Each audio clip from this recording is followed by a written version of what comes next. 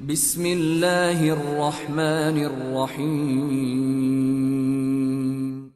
In the name of Allah, the Beneficent, the Merciful.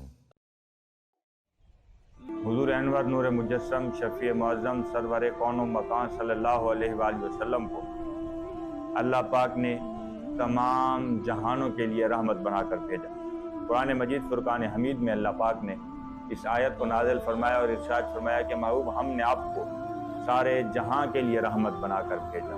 صرف انسانوں کا حکم نہیں دیا، صرف جنات کا حکم نہیں دیا، فرشتوں کا حکم نہیں دیا، کل عالمین جتنے بھی ہیں اور جتنی بھی اس میں مخلوقات خالق کے کائنات نے پیدا فرمائی ہے، حضور انور نور مجسم شفیع معظم سرور کون و مکان صلی اللہ علیہ وآلہ وسلم ہر ایک ذرے کے لیے رحمت بن کر تشریف لائے.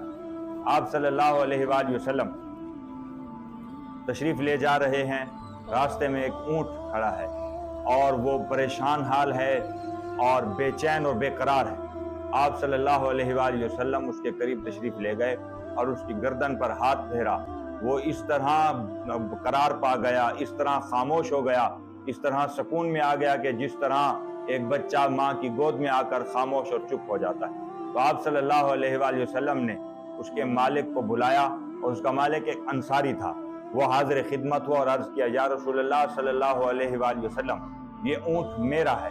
تو آپ علیہ السلام نے ارشاد فرمایا، یہ شکایت کرتا ہے کہ تم اس پر وزن زیادہ لاتے ہو اور اس سے کام زیادہ لیتے ہو، اس سے محنت زیادہ کراتے ہو لیکن اسے چارہ کم دیتے ہو. جب یہ بات آپ علیہ السلام نے اسے بتائی تو عرض کرنے لگا کہ یا رسول اللہ صلی اللہ علیہ وآلہ وسلم میں آئندہ اس بات کا خیال اور احتیاط کروں گا کہ ایسی آپ کے حضور کو شکایت نہ آئے.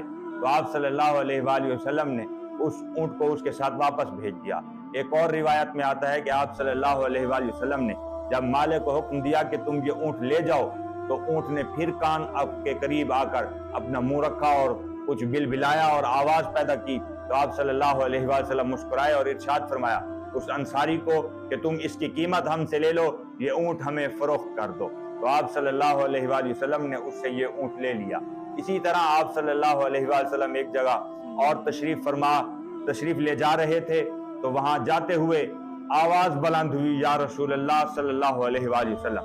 جب یہ صدا بلند ہوئی تو آپ علیہ السلام نے آواز کا تعقب کیا اور آپ جب تھوڑا آگے تشریف لے گئے تو ایک ہرنی جال میں جکڑی ہوئی تھی، ایک ہرنی جال میں پکڑی ہوئی تھی، جکڑی ہوئی تھی. تو اس نے عرض کیا کہ یا رسول اللہ صلی اللہ علیہ وآلہ وسلم کرم نوازی فرمائیں، آپ مجھے رہائی دلائیں، میرے بچے بھوکے ہیں. جب یہ اس نے بات عرض کی اور عرض کیا کہ یا رسول اللہ صلی اللہ علیہ وآلہ وسلم میں یہ دودھ پلا کر واپس آپ کے حضور یہیں حاضر ہوں گی.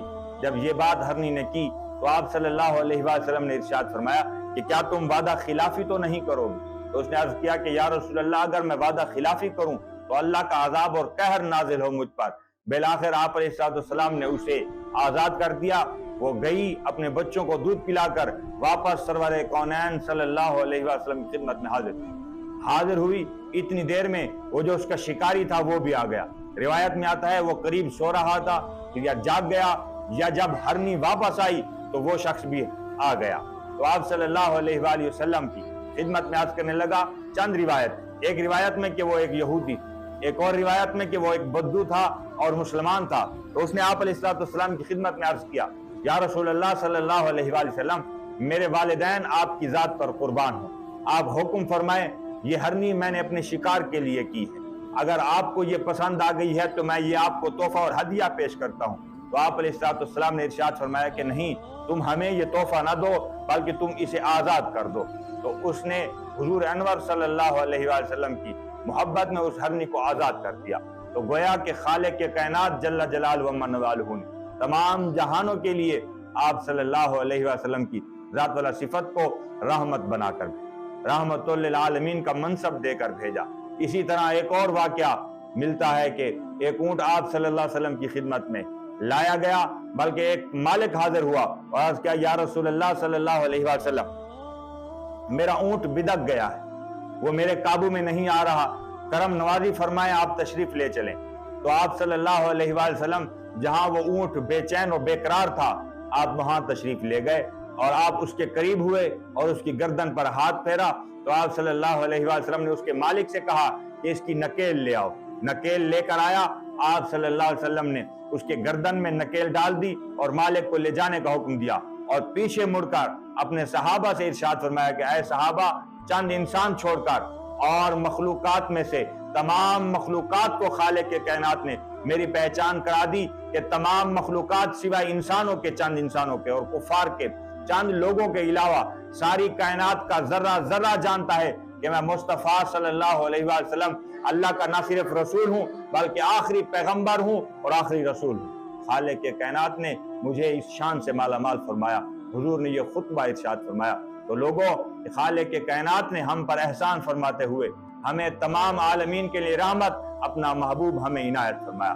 دعا کرتے ہیں کہ خالق کے کائنات جل جلالہ عما نوالہ اپنے کرم سے، اپنے فضل سے ہمیں نعمت ایمان پر استقامت عطا فرمائے۔ آمین۔ وآخر دعواہم ان الحمد للہ رب العالمین۔